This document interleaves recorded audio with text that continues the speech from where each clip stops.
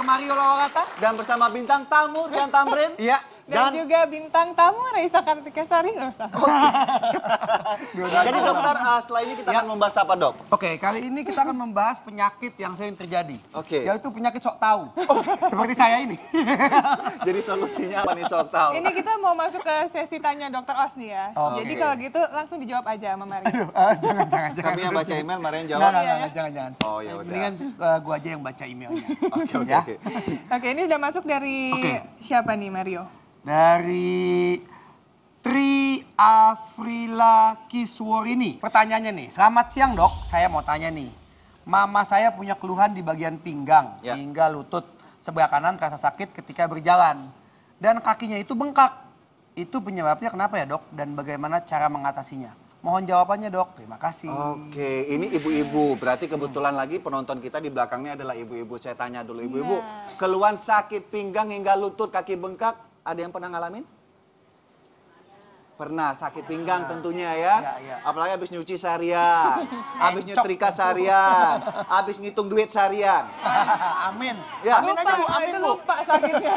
Ya. Langsung hilang. Kemudian disertai dengan kaki bengkak. Ini menariknya, ini sebenarnya kalau cuma sakit pinggang aja Mario, sampai lutut sama ini bisa dikarenakan satu kesalahan posisi. Itu tadi saat mulai ngambil sesuatu barang, akhirnya ya keceletit, hati-hati ya Bu ya.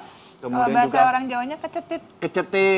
Kemudian saat ibu nyetrika tuh ada yang berdiri, ada yang duduk. Nah ini juga bisa sebagai pencetus sakit pada pinggang hingga lutut kaki. Kemudian kegemukan juga bisa karena terjadi penekanan pada otot dan saraf yang ada di pinggang. Tapi karena di sini menariknya adalah ada bengkak pada kaki, kita harus melakukan pemeriksaan lanjutan. Pemeriksaan lanjutan berupa hormonal, cairan, karena ini mungkin ada gangguan yang berkaitan dengan organ tubuh yang lain. Misalnya ginjal, otot, dokter saya, bahkan bisa aja jantung.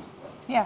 Gitu. Tapi juga bisa disertai biasanya kalau udah usia lanjut, bisa juga terkena osteoartritis. Itu atau juga osteoporosis juga bisa. Kalau sudah berkembang lebih lanjut, akhirnya karena sakit, jarang jalannya, ujung-ujungnya bengkak kakinya karena peredaran darahnya nggak lancar. Jadi pada dasarnya dengan pertambahan usia, lebih rutinlah memeriksakan kondisi kesehatan Anda. Ya, kita lanjutkan.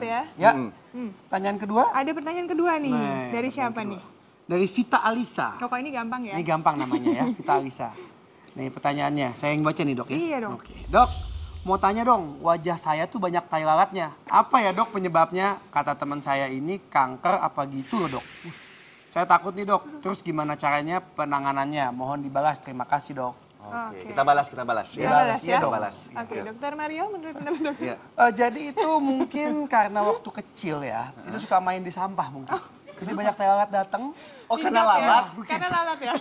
Jangan itu pertanyaan jawaban saya masih kacau. Dok yang bener dong dok jawabannya. Ini dia takut loh. Mungkin Dokter Reza. Oh iya, dokter Reza gimana gantian. dong? Oke, sebenarnya kalau tai lalat itu kan pertumbuhan melanosit ya, atau pigmen pada tubuh kita yang menumpuk di kulit. Umumnya tai lalat itu tidak berbahaya, jadi biasanya itu tumor jinak.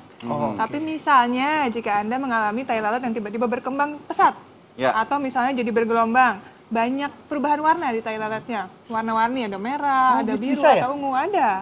Kalau diperhatikan, permukaannya tidak rata, apalagi disertai rasa sakit atau gatal. Nah itu Anda harus curiga, mungkin saja mengarah ke keganasan atau ke kanker. Tapi memang kejadian ini sangat jarang. Ada baiknya juga harus memeriksakan diri ke dokter kulit.